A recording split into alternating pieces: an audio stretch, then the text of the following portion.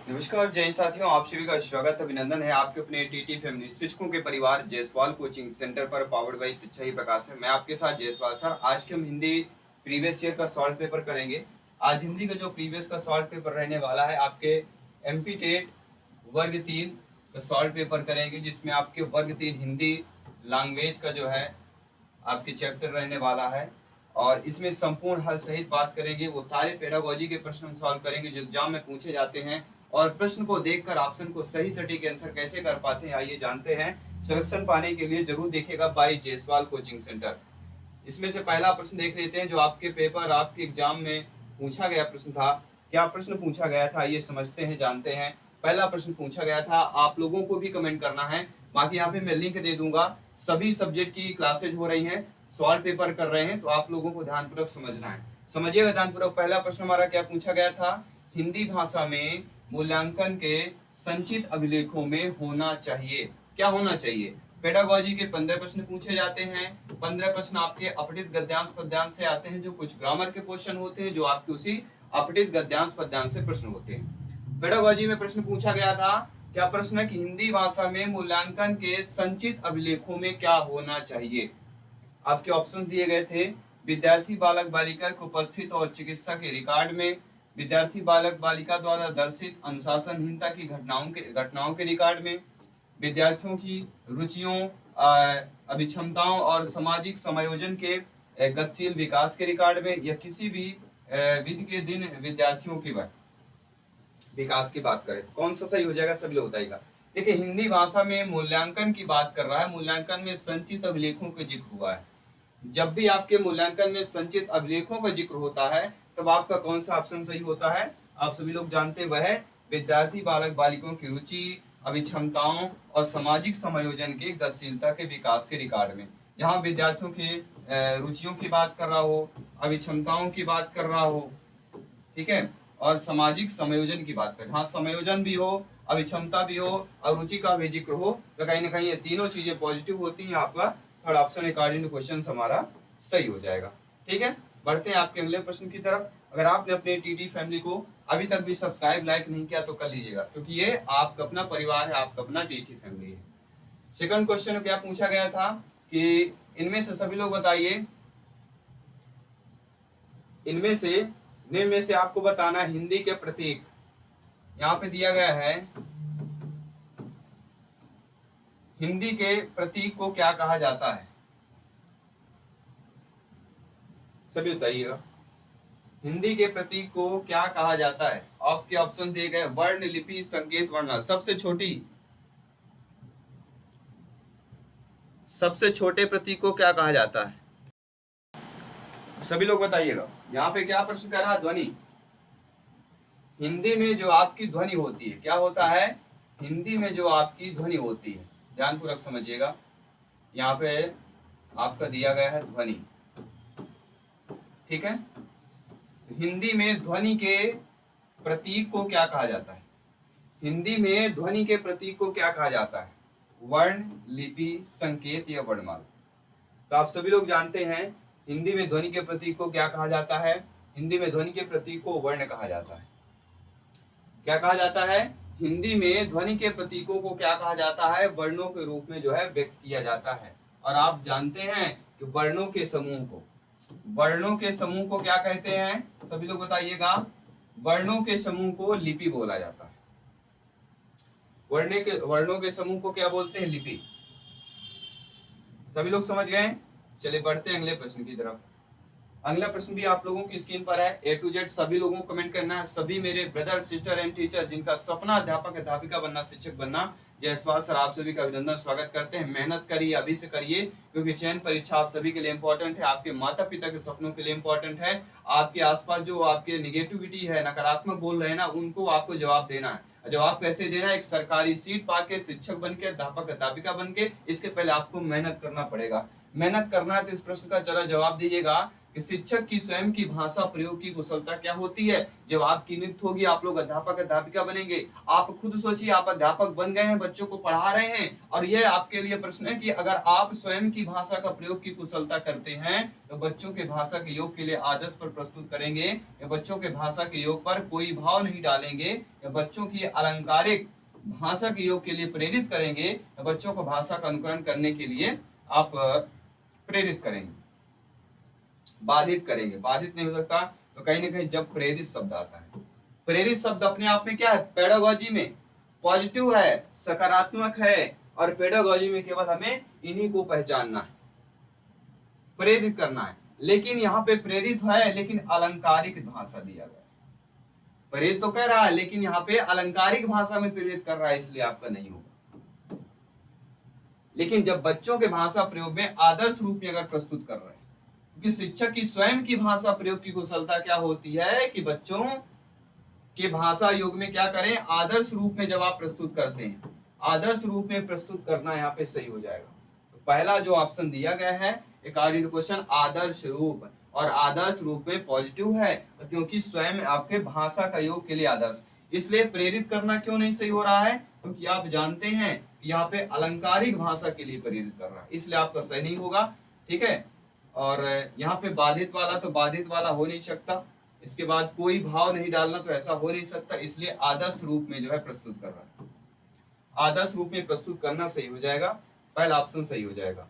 ये समझना जरूरी है कि क्यों, क्या, कैसे, क्यों प्रश्न सही नहीं हो रहा है, क्यों नहीं, कैसे प्रश्न इसका जवाब सही नहीं हो रहा है, ये जानना भी आप सभी के लिए जरूरी है, आप सभी शिक्षक बंधुओं के लिए। अगला प्रश्न हमारा क्या दिया गया है कि तानवी जब भी किसी भी देने के लिए खड़ी होती है, किसी का उत्तर देने के लिए, इसके लिए जब जानवी एक बालिका है, जब किसी भी वाक्य या किसी भी प्रश्न का उत्तर देने के लिए खड़ी होती है, तो वह बोलने में क्या करती है, हकलाने लगती है। मतलब ये विकार से प्रश्न पूछ लिया गया, विकार से प्रश्न पूछा गया है। तो जब सभी लोग जानते हैं हकलाना यानी बोलने में कहीं ना कहीं कठिनाई हो रही है, बोलने संबंधी कठिनाई में कौन सा विकार होता है, उसे बोलना नहीं आता ये हम नहीं कह सकते, अभिव्यक्त करना नहीं आता ये भी हम कह नहीं सकते। औपचारिक स्थितियों में बोलने वह मनोवैज्ञानिक दबाव महसूस कर रही है, बिल्कुल सही बात है। औपचारिक स्थितियों में वह क्या कर रही है, उसको मनोवैज्ञानिक अपने आप में क्या है, दबाव महसूस कर रही है, इसलिए कहीं ना कहीं किसी भी प्रश्न का उत्तर देने के लिए जब भी खड़ी होती है तो बोलने में हकलाने लगती है। ठीक है, तो कार्य क्वेश्चन हमारा कौन सा हो जाएगा, यहाँ पे थर्ड वाला ऑप्शन सही हो जाएगा। बढ़ते हैं अगले प्रश्न की तरफ। अगला प्रश्न हमारा क्या कह रहा है, अगला प्रश्न है कि आ पा उ रा ता, इन वर्णों का संयोजन करके एक शब्द बनाना है। ठीक है, इन वर्णों का संयोजन करके हमें क्या करना है, एक शब्द बनाना है। क्या यह शब्द आपका आपूर्ति बनेगा, आपूर्ति बनेगा, आपूर्ति बनेगा, या आपूर्ति बनेगा, कौन सा बनेगा। सभी लोग सेशंस को लाइक शेयर करते रहें, अपने टीटी फैमिली को लाइक शेयर करते रहें, क्योंकि आपका अपना टीटी फैमिली है, शिक्षकों का परिवार है। तो ध्यानपूर्वक समझिएगा, फीडबैक कीजिएगा। ठीक है, तो आ पा उ रा ता, इन वर्णों का संयोजन पूछा जा रहा है, इन वर्णों का संयोजन करके बताना है। तो आ पा उ रा ती, इसमें हमारा देखेंगे आपूर्ति, कौन सा वर्ण है। अब आप इनमें से देखेंगे शुद्ध आपूर्ति हम क्या लिख सकते हैं, अगर हमसे ये भी नहीं बन रहा तो ये तो बन रहा है ना कि शुद्ध आपूर्ति शब्द कौन सी हो सकती है। तो शुद्ध आपूर्ति हम जानते हैं आपूर्ति, शुद्ध रूप में हमारा कौन सा है, बी ऑप्शन यहाँ पे सही है। तो आप सभी लोग समझ गए होंगे, सभी लोग ध्यानपूर्वक समझिएगा, क्योंकि पेडागोजी बहुत इंपॉर्टेंट है। अगला प्रश्न है, प्रश्न हमारा क्या, निम्न में से भाषा शिक्षण में मूल्यांकन उपागम के प्रवर्तक कौन है। तो सभी लोगों को पता है भाषा शिक्षण में मूल्यांकन टॉपिक से 5 से 6 प्रश्न आते हैं, इस शब्द को लेकर 5 से 6 प्रश्न क्रिएट किए जाते हैं। लैंग्वेज की बात करूं, भाषा की बात करूं, तो मूल्यांकन उपागम का प्रवर्तक पूछा जाएगा भाषा शिक्षण में, तो कौन हो जाते हैं, सभी लोग जानते हैं बीएस ब्लूम। कौन हो जाते हैं, बीएस ब्लूम जो है आप क्या है, भाषा शिक्षण में मूल्यांकन उपागम के प्रवर्तक कौन है, बीएस ब्लूम है। अगर एग्जाम में फिर से आएगा, दोबारा आएगा, किसी भी तरह से घुमा फिरा के पूछा जाएगा, आपके लिए 1 नंबर यहाँ से पक्का हो जाता है। चलिए बढ़ते हैं अगले प्रश्न की तरफ। अगला प्रश्न आइए देख लेते हैं, ये भी लाजवाब प्रश्न पूछा गया था। इनमें से खेलों द्वारा मुख्य रूप से भाषा के जिस प्रकार का शिक्षण किया जा सकता है वह इनमें से कौन सा होता है। देखिए, खेलों द्वारा मुख्य प्रकार से भाषा में शिक्षण करना, तो यहाँ पे क्या है, खेलों द्वारा भाषा में शिक्षण किया जा रहा है। भाषा में शिक्षण करना। तो खेलों द्वारा भाषा में शिक्षण किस प्रकार से होता है? मौखिक भाषा में होगा, व्याकरणिक, समास विग्रह या अनुच्छेद। खेल में ना तो अनुच्छेद होता है, ना समास आएगा, ना व्याकरण काम आता है। खेल में क्या काम आता है? मौखिक भाषा। क्या आती है खेल में? खेल में शिक्षण कौन सा होगा? मौखिक भाषा चलता है। तो मौखिक की बात करेंगे, मौखिकता की बात होगी। अगला प्रश्न देखिए, पढ़ना सिखाने के लिए साक्षर प्रणाली, पढ़ना सिखाने के लिए साक्षर प्रणाली का निर्माण निम्न में से किसने किया था? मैं आपको बताया हूँ, काफी सारी क्लासेज हम कर चुके हैं, फिर भी क्लासेज करेंगे आपके लिए, आपके सपनों के लिए, आपके माता पिता के सपनों के लिए। तो अगर पूछा जाए कि पढ़ने सिखाने में साक्षर प्रणाली निर्माण की जिक्र होता है, तो सभी लोग जानते हैं साक्षर प्रणाली में एक ही नाम आता है, मारिया मोंटेसरी। मारिया मोंटेसरी की जो पद्धति है, इसमें क्या कहते हैं, अगर कोई शेर हम पढ़ाते हैं, अगर बच्चों को हम यह बता देते हैं कि ये शेर है, तो शेर का चित्र बनाएंगे। अगर हम बच्चों को पढ़ाते हैं ये बंदर है, तो बंदर का चित्र सहित बताते हैं। ये कौन सी पद्धति कहलाती है? मोंटेसरी पद्धति, याद रखिएगा। बढ़ते हैं अगले प्रश्न की तरफ। अगला प्रश्न भी आप लोगों को लाजवाब प्रश्न दिया गया है। प्रश्न यह है कि लाभालाभ में कौन सा समास होगा? लाभालाभ को हम क्या बोल सकते हैं?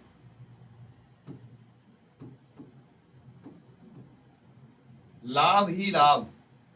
इसको हम ऐसा भी लिख सकते हैं कि लाभ ही लाभ। तो लाभ ही लाभ मतलब क्या हो जाएगा? लाभालाभ। तो यहाँ पे दोनों पद हमारे प्रधान हो जाएंगे। जहां पे दोनों पद प्रधान होते हैं वहां पे द्वंद्व समास होता है। ठीक है, सभी लोग समझ गए? बढ़ते अगले प्रश्न की तरफ। अगला प्रश्न यहाँ पे क्या दिया गया है, सभी लोग ध्यानपूर्वक समझिएगा और फीडबैक कीजिएगा, क्योंकि आप सभी लोगों का एक एक क्वेश्चन इंपॉर्टेंट कि भारत के संदर्भ में भाषा के विविध रूप कौन कौन से होते हैं। तो भारत, हमारे देश के संदर्भ में देखा जाए, हमारे देश के संदर्भ में भाषा के विविध रूप आपकी अंतर्राष्ट्रीय भाषा भी है, मातृभाषा भी है, राष्ट्रभाषा भी है, सांस्कृतिक भाषा व क्षेत्रीय भाषा सभी आती हैं। इसलिए डी ऑप्शन सही हो जाएगा। ठीक है, सभी लोग समझ गए? किसी भी प्रश्न पर डाउट है, बेफिक्र आप लोग कमेंट कर सकते हैं। आपके कमेंट, आपके फीडबैक का जयश्वास और हाथ जोड़कर आप सभी का स्वागत और अभिनंदन करते हैं। तो साथियों, अगला प्रश्न है कि भाषा शिक्षण का सामान्य उद्देश्य क्या होता है? भाषा शिक्षण का सामान्य उद्देश्य क्या होता है? सामान्य उद्देश्य बताइए। छात्रों में सृजनात्मक शक्ति का विकास करना, भावानुकूल भाषा की योग और निर्माण अंग संचालन व अभ्यास करना, छात्रों में शुद्ध सरल ढंग से आत्म अभिव्यक्ति की योजना बनाना, या उपरोक्त सभी। देखिए, भाषा शिक्षण के अगर सामान्य उद्देश्य की मैं बात करता हूँ तो कहीं न कहीं ये सारे आते हैं, क्योंकि सृजनात्मक शक्ति विकास भी आती है, भावानुकूल भाषा निर्माण संचालन अभ्यास भी शब्द आ जाएगा, छात्रों में शुद्ध सरल ढंग से आत्म अभिव्यक्ति करना ये भी आ जाएगा। तो कहीं न कहीं उपरोक्त सभी ऑप्शन जो दिया गया बस सही है।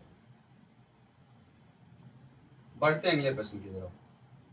अगला प्रश्न और भी प्यारा सा प्रश्न है कि भाषा एवं बोली में निम्नलिखित में से कौन से एक विशेष अंतर जो है कट नहीं करता है? तो भाषा और बोली से संबंधित प्रश्न। हिंदी में भाषा बोली सबसे ज्यादा इंपॉर्टेंट आपकी हो जाती है। तो भाषा बोली में देखा जाए कि बोली में क्या होती है? बोली में क्या होती है? मानकता होती है। बोली में क्या होता है? बोली में मानकता होती है, लेकिन भाषा में मानकता नहीं होती। भाषा में मानकता नहीं होगी लेकिन बोली में मानकता होती है, इसलिए क्वेश्चन डी ऑप्शन यहाँ पे सही हो जाएगा। बढ़ते हैं साथियों अगले प्रश्न की तरफ। अगला प्रश्न कह रहा है, अगला प्रश्न क्या कह रहा है कि भाषा का परिवेश से संबंध बताइए। वह अनिश्चित होता है, मुक्त होता है, बाह्य होता है या गहरा होता है? सभी लोग बताइए। तो भाषा का परिवेश से कैसा संबंध होता है? भाषा का परिवेश से संबंध कैसा होता है? तो भाषा का परिवेश से संबंध कैसा होता है? गहरा होता है। भाषा का परिवेश से संबंध किस प्रकार से होता है? गहरा होता है। सभी लोग समझ गए? इसके साथ बढ़ते हैं अगले प्रश्न की तरफ। अगला प्रश्न कह रहा है कि व्याकरण शिक्षण की आगमन विधि की विशेषता क्या है? जब आगमन पूछा जाता है तो पहले क्या आता है? उदाहरण आता है। अगर आगमन के जगह यहाँ पे अगर आपका निगमन पूछ लिया जाता, और आगमन निगमन से आपके एग्जाम में प्रश्न पूछा ही जाता है, आप सभी लोग जानते हैं। अगर निगमन पूछा जाता तो निगमन फिर नियम बताता है, पहले नियम इसके बाद विश्लेषण करता है, वो निगमन के लिए है। लेकिन अगर आगमन पूछा जाए तो पहले उदाहरण प्रस्तुत करता है। सेकंड ऑप्शन सही हो जाएगा। इसके साथ बढ़ते हैं अगले प्रश्न की तरफ। यदि कोई बच्चा बालक खत को तक पढ़ता है तो कौन सा डिसऑर्डर होगा? यदि कोई भी बालक या बच्चा विद्यार्थी खत शब्द को क्या पढ़ रहा है? खत शब्द को तक शब्द पढ़ रहा है, यानी पहले ता उच्चारण कर रहा है, बाद में खा का कर रहा है। तो बोलने संबंधी डिसऑर्डर में या शब्दों का गलत जब प्रयोग होता है, बच्चा बोलता है, ठीक है, पढ़ता है, पढ़ना बोलना एक ही बात है, ठीक है। तो जब पढ़ता और बोलता है, इनमें से कौन सा आ जाएगा? पढ़ना बोलने को हम क्या बोलते हैं? डिसलेक्सिया बोलते हैं। क्या बोलते हैं सभी लोग बताइएगा? पढ़ने और बोलने में डिसलेक्सिया बोलते हैं। और डिस्फेजिया किसको बोलते हैं सभी लोग बताइएगा? डिस्फेजिया किसके लिए बोला जाता है? आप सभी लोग जानते हैं, जब भी डिस्फेजिया की बात आती है एक ही नाम जिक्र होता है। क्या जिक्र होता है सभी लोग बताइए। एक एक क्वेश्चन आप सभी के लिए इंपॉर्टेंट है, याद रखिएगा, हर क्वेश्चन आपके लिए इंपॉर्टेंट है। देखिए डिसलेक्सिया क्या होता है? ये पढ़ने में कठिनाई पैदा करता है। पढ़ने में क्या करता है? कठिनाई को पैदा करता है। डिसकैलकुलिया गणित संबंधी जोड़ घटाव गुणा में ऐसा होता है। डिस्ग्राफिया लिखने संबंधी होता है, ग्राफ आड़ी तिरछी, ग्राफ बनाने यानी लिखने संबंधी में डिस्ग्राफिया हो जाता है, ठीक है। और डिसलेक्सिया लर्निंग डिसऑर्डर बोला जाता है। लर्निंग डिसऑर्डर जो बोला जाता है भाषा संबंधी, वो डिसलेक्सिया हो जाता है। ये चारों इंपॉर्टेंट है क्योंकि एग्जाम में पूछे जाते हैं। अब आपके बाद की पैसेज की बात करेंगे, ठीक है, अपठित गद्यांश की बात करेंगे, इस गद्यांश से संबंधित अब प्रश्न करेंगे। क्या आप सभी लोग तैयार हैं? पहले इस गद्यांश को पढ़ लीजिएगा। इस गद्यांश को पढ़ना सभी को कि विज्ञान के यंत्र मिले, यंत्र से चुन उत्पादन की सुविधा मिली। तो विज्ञान के यंत्र से संबंधित यह आपका अपठित गद्यांश लिया गया है। अब आइए इस अपठित गद्यांश जो है अब हम प्रश्न को हल करेंगे। सभी लोग ध्यानपूर्वक देखिएगा, समझिएगा। देखिए यहाँ पे देख पा रहे हैं, इस गद्यांश से अब हम प्रश्न करेंगे। इस गद्यांश से प्रश्न पूछा गया था। क्या प्रश्न पूछा गया था कि उपरोक्त गद्यांश के निम्न में से उचित शीर्षक का चयन करना है। तो शीर्षक हमने देखा, समझा, जाना, कहीं ना कहीं विज्ञान का शब्द आया है। जब विज्ञान का शब्द आता है, हम देखिए बम बनाने का आविष्कार ये नहीं हो सकता, अणुशक्ति का व्यापारिक योग, विज्ञान एक अभिशाप, ये हो सकता है। विज्ञान और हम, तो कहीं ना कहीं विज्ञान युग की आवश्यकता हमने पैदा की। विज्ञान का हम जैसा चाहे वैसा उपयोग कर सकते हैं। विज्ञान का हम चाहे जैसा उपयोग कर सकते हैं, यह आपके गद्यांश में कह रहा है। तो कहीं नहीं विज्ञान और हम, ये हमारा क्या हो जाएगा? इसका शीर्षक हो जाएगा, विज्ञान और हम, ठीक है। फिर अगला प्रश्न कह रहा है कि उपयुक्त गद्यांश के अनुसार एक हिटलर शासन के शीर्ष पर पहुंचकर अनेक वैज्ञानियों को विज्ञानी राज नहीं बनाते हैं, बल्कि क्या बनाते हैं? इस गद्यांश में कहा गया है कि उनके राज की आवश्यकताओं को कम आते हैं, बल्कि क्या करते हैं? राज की आवश्यकताओं को कि क्या आते हैं? काम आते हैं। जब राज की आवश्यकता होती है तब जो है अनेक विज्ञानी या विज्ञानी राज इसलिए नहीं बनाते हैं। क्यों नहीं बनाते हैं? क्योंकि हिटलर शासन के शीर्ष में पहुंचकर अनेक विज्ञानियों को राज नहीं बनाते हैं, उन आवश्यकताओं में काम आते हैं, इसलिए उनको राज नहीं बना जाता। जब उनकी आवश्यकता होती है तब उनका जो है प्रयोग किया जाता है, उपयोग किया जाता है। अगला प्रश्न, उपयुक्त गद्यांश के अनुसार आज आदि की विज्ञान अभिशाप बन गया है। तो आज देखा जाए, यदि विज्ञान अभिशाप बन गया है तो हम क्या कह सकते हैं? इस गद्यांश में लिखा गया है, अगर आज हम देखते हैं कि विज्ञान हमारा अभिशाप बन चुका है, मतलब केवल हमारे संकीर्ण राष्ट्रवाद और जातीयता के कारण ही आज जो है विज्ञान अभिशाप बन चुका है। इसके बाद जो अगला प्रश्न पूछा गया था इसी गद्यांश से कि उपयुक्त गद्यांश के अनुसार असत्य कथन का चयन करना है। विज्ञान हमारे दृष्टिकोण को संकीर्ण नहीं बनाता है। तो पहला ही ऑप्शन देखेंगे, हमारा जो है सत्य दिया गया है। युग की आवश्यकता केवल विज्ञान ने पैदा की है, तो केवल शब्द दे दिया गया है, इसलिए यह निगेटिव हो जाएगा। ये गद्यांश के अनुसार असत्य कथन दिया गया है। विज्ञान का हम जैसा चाहे वैसा उपयोग कर सकते हैं, ये तो लास्ट वाली लाइनिंग में ही दिया गया था। विज्ञान से हमें उत्पादन की सुविधा मिली है, विज्ञान ने हमें विस्तार और व्याप्ति दी है। ये हमारे according to questions, according to गद्यांश सही दिए गए हैं, लेकिन बी ऑप्शन आपका असत्य दिया गया है। ठीक है, इसके बाद बढ़ते हैं अगले प्रश्न की तरफ। उपरोक्त गद्यांश के अनुसार रिक्त स्थान की पूर्ति करना है। विज्ञान से खाली स्थान मिले एवं प्रचुर उत्पाद की सुविधा मिली।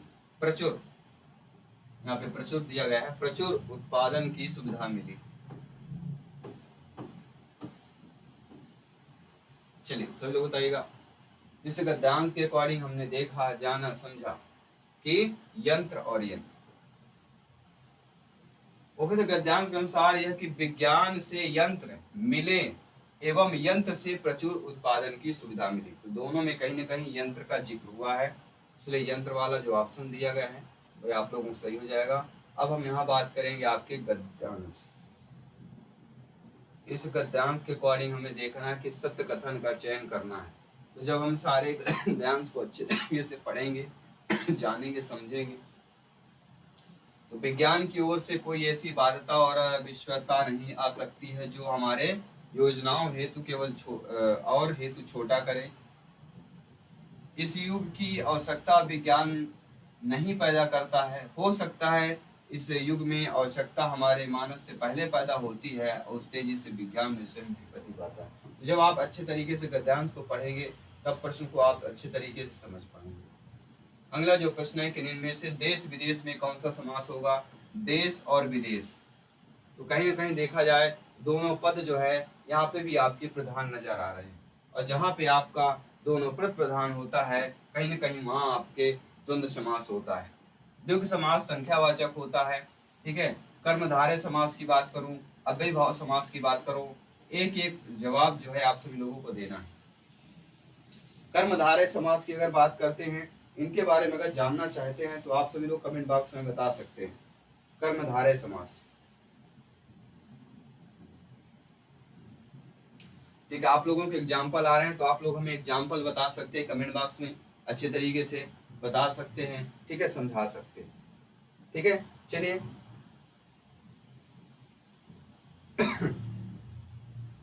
कहीं न कहीं कर्मधारय समास का कर्म से संबंधित होता है, जैसे नीला कमल,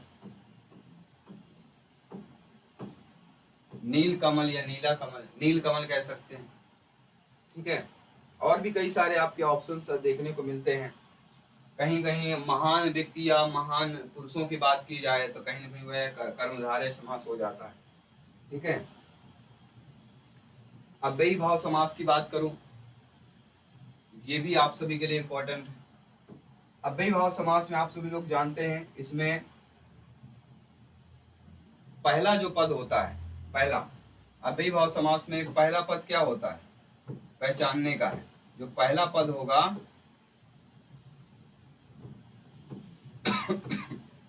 पहला पद क्या होता है, अव्यय होता है। ठीक है, पहला पद अव्यय होता है। इसमें कोई भी आपका लिंग जाति कुछ भी आए, इसमें शब्द नहीं बदलता है, पहला पद आपका अव्यय ही रहेगा। भाई हमारा अव्ययी भाव समास, अगर पहला पद अव्यय है तो कौन सा हो जाएगा, अव्ययी भाव समास हो जाएगा। ठीक है, जैसे आपका प्रतिदिन होता है, प्रतिदिन, प्रतिदिन शब्द क्या हो जाएगा, प्रतिदिन में कौन सा समास होगा, प्रतिदिन में आपका अव्ययी भाव समास हो जाएगा। निडर, निडर मतलब होता है डर के बिना, निडर मतलब क्या होता है, डर के बिना। तो जब कोई चीज हम डर के बिना करते हैं निडर हो जाता है। प्रतिदिन मतलब कहीं ना कहीं हम हर दिन करते हैं, तो कहीं ना कहीं ये हमारा पहला पद हमारा अव्यय हो जाता है। अच्छा, प्रति, निडर, प्रति क्या हो गया, पहला पद है जो क्या हो जाता है, अव्यय हो जाता है, वो हमारा अव्ययी भाव समास हो जाता है। तो ये चारों समास है, समझना जरूरी है। कौन सा शब्द जो संकीर्ण का विलोम होता है, तो विलोम प्रश्न पूछे जाते हैं। संकीर्ण का, संकीर्ण मतलब क्या होता है, बड़ा होना। संकीर्ण क्या हो जाएगा, संकुचित हम कह सकते हैं। ठीक है, संकीर्ण को हम क्या बोल सकते हैं, इसका विलोम संकुचित आपका हो सकता है या विस्तीर्ण हो सकता है। सभी लोग बताइएगा। संकीर्ण होना मतलब शकरा होना, संकीर्ण होना मतलब शकरा होना। तो ना तो संकुचित होगा, ना ही सकरा होगा, ना ही अकुंचित होगा, यहाँ पे विस्तीर्ण होगा। संकीर्ण मतलब छोटा, कहते हैं जगह बहुत ही संकीर्ण है, कहते हैं संकीर्ण का क्या हो जाएगा, विलोम विस्तीर्ण हो जाएगा। बी ऑप्शन जो दिया गया है वो सही हो जाएगा। इसके बाद बढ़ते हैं अगले प्रश्न की तरफ। अगला जो आपका पद्यांश दिया गया है,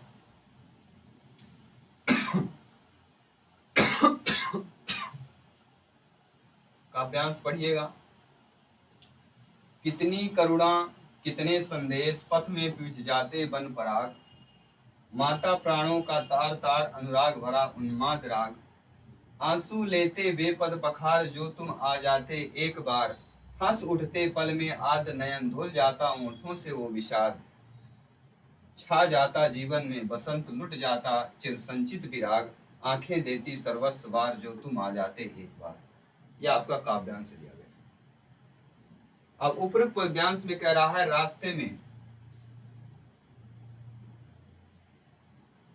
करुणा और संदेश क्या बनकर बीत जाते हैं। कितनी करुणा कितने संदेश पथ में बीत जाते बन पड़ा, क्या बीत जाते हैं, ये प्रश्न दिया गया है कि जो करुणा, यहाँ पे क्या दिया गया है, करुणा और संदेश क्या बनकर बीत जाते हैं, फूलों की रज, फूलों का संदेश, फूलों की पंक्ति या फूलों का शक्ति। तो वन पराग का मतलब क्या होता है, वन पराग का तात्पर्य होता है फूलों की रज। पहला ऑप्शन जो दिया गया है वह सही हो जाएगा। इसके बाद जो दूसरा प्रश्न देखिएगा, दूसरा प्रश्न हमारा क्या कह रहा है कि उपयुक्त पद्यांश के अनुसार पल भर में किस प्रकार के नेत्र हंस उठते हैं। सभी लोग बताइएगा, पल भर में किस प्रकार के नेत्र जो है आपके हंस उठते हैं। तो पल भर में किस प्रकार के नेत्र हंसते हैं, सभी लोग बताइएगा, मुरझाए हुए। जब नेत्र मुरझा जाते हैं तो पल भर में वे हंस जाते हैं, इस पद्यांश के अकॉर्डिंग। अगला है निम्नलिखित में से चिर संचित में कौन सा उपसर्ग होगा। चिर संचित में क्या उपसर्ग होगा, क्या आपका वह चिर उपसर्ग होगा, ची होगा, संचित हो जाएगा, इत होगा। उपसर्ग को पहले लगता है, जब उपसर्ग पहले लगता है तो हमारा कौन सा ऑप्शन सही हो जाएगा, चिर संचित में चिर, चिर और संचित। अगर इसमें प्रत्यय पूछा जाता तो कौन सा प्रत्यय होता, सभी लोग बताइएगा, कौन सा प्रत्यय होता, सभी लोग कमेंट बॉक्स में बताइएगा। आप लोग भी निम्नलिखित में से पखारना का क्या अर्थ होता है। पखारना आपने गांव में सुना होगा कि जाइए मैं आज अपने कपड़े पखारने जा रही हूँ। कहीं ना कहीं ये बघेली शब्द ज्यादा होता है, रीवा जैसे शहर हो गया, बिंद क्षेत्र में यह उपयोग होता है शब्दों का। तो पखारना मतलब धो देना होता है, कपड़ा धो देना मतलब पखार देना, ऐसा बोला जाता अपनी ये होम लैंग्वेज में, लोकल भाषा में। विराग का विलोम शब्द पूछा गया था, तो विराग का क्या होता है, विराग का होता है विलोम अनुराग, विराग का विलोम अनुराग हो जाएगा। ये तो बहुत सिंपल से पूछा गया था, तो ऐसा नहीं है। जो ग्रामर पोर्शन है विलोम पर्यायवाची सत्य असत्य शब्दों को शुद्ध करना, अशुद्ध शब्द बताना। अगला है कर्ण रस का स्थायी भाव, करुण, कर्ण नहीं है करुण दिया गया है, ठीक है। करुण रस का स्थायी भाव बताइए। करुण रस का स्थायी भाव सभी लोग जानते हैं क्या होता है, करुण अर्थात शोक। हे खग हे मृग हे मधुकर श्रेणी, तुम देखी सीता मृग ने। जब रामचंद्र जी सीता जी को ढूंढ रहे थे, सभी से पूछ रहे थे, हे खग हे मृग हे मधुकर श्रेणी, तुम देखी सीता मृग ने। ठीक है, तो ये एक शोक का हो जाता है, तो करुण रस का स्थायी भाव शोक हो जाता है। इसके बाद अगला प्रश्न है, जब कहीं ना कहीं विलाप की बात आती है, निम्नलिखित में से तत्सम शब्द का पहचान करना है। तत्सम शब्द वे शब्द होते हैं जो संस्कृत से डायरेक्ट लिए जाते हैं, सीधा शब्दों का हिंदी में यूज करने लगते हैं, प्रयोग करने लगते हैं, उनको हम तत्सम शब्द कहते हैं। जैसे यहाँ पे विवाह है, सावन नहीं होगा क्योंकि यहाँ पे श्रवण, श्रवण शब्द का उपयोग होता है संस्कृत में तत्सम में। सूरज का शूर होता है, ठप्पा को कोई और बोला जाता होगा। ठप्पा एक तद्भव शब्द हो जाएगा। सूरज तद्भव शब्द है, सावन तद्भव शब्द। अगर इनके तद्भव आएंगे तो आप सभी लोगों से बन जाएंगे। तो आई होप ये हिंदी का प्रीवियस ईयर का सॉल्व पेपर हमने किया, अच्छे तरीके से किया।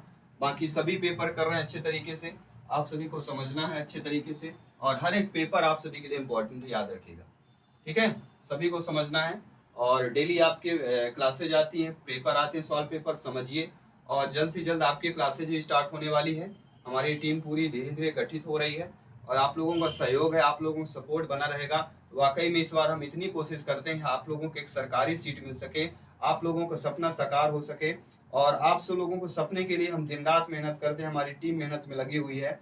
और अक्सर आप लोग जानते हैं, एक हमेशा याद रखिएगा कि जो अखबार जो होता है अब धीरे धीरे कम होता जा रहा है, लेकिन जो अखबार समझिएगा, जो अखबार जो सुबह अखबार आता है ना, जो अखबार सुबह आता है वह 10 रुपए में बिकता है। जो अखबार सुबह आता है वह आपको 10 रुपए में बिकता है, और वही अखबार शाम को मार्केट में बाजार में 10 किलो रुपए में बिकता है। 10 रुपए प्रति किलो में बिकता है। तो कीमत चीज की नहीं होती, कीमत वक्त की होती है। अगर आप सुबह आएंगे तो एक पेपर की कीमत 10 रुपए में जाएगी, या 10 रुपए की आपकी कीमत होगी। और वही पेपर अगर शाम को बासी हो जाएगा तो उसकी कीमत किलो के भाव 10 रुपए में आ जाती है। उसी प्रकार में ठीक समय में ठीक सही तैयारी करेंगे तो आपका जो सिलेक्शन 101% होगा। ठीक समय में सही तैयारी करते हैं तो आपका सिलेक्शन 101% होगा, आपके माता पिता का सपना 101% साकार होगा। तो सही समय में सही तैयारी अभी से लग जाइए, प्रिपरेशन में लग जाइए। और नोट्स पाने के लिए कुछ नहीं करना, केवल आपको व्हाट्सएप मैसेज डाल देना है 9630689598। इसमें व्हाट्सएप कर दीजिएगा, आपको टॉपर नोट्स का पूरा डिटेल मिल जाएगा। आपको टॉपर नोट्स का डिटेल मिलेगा, कैसे किस प्रकार से प्राप्त होगा, इस पर जैसे ही व्हाट्सएप मैसेज करेंगे आपको पूरा डिटेल मिल जाएगा। आप मेहनत करिए, मेहनत तैयारी जारी रखिएगा। वो दिन दूर नहीं है जब आपके हाथों में एक पेन होगा और एक अध्यापक बनेंगे, कुर्सी में जाके बच्चों को पढ़ाएंगे और अपने राज्य, अपने जिला, अपने देश के लिए एक शिक्षा का प्रचार प्रसार करेंगे। क्योंकि हमारा देश जब पढ़ा लिखेगा, गांव गांव के बच्चे छोटे बच्चे जब सरकारी स्कूल से पढ़ के लिख के उनका जो शिक्षा का लेवल ऊंचा होगा, शिक्षा का उच्च स्तर में जाएगा, तो वाकई में भारत देश फिर से हमारा भारत देश फिर से सोने की चिड़िया कहलाएगा। तो धन्यवाद सभी का। जय हिंद, वंदे मातरम। लगे रहिए स्टडी में, और हम भी लगे हैं आपको सिलेक्शन दिलाने में। जय हिंद, वंदे मातरम।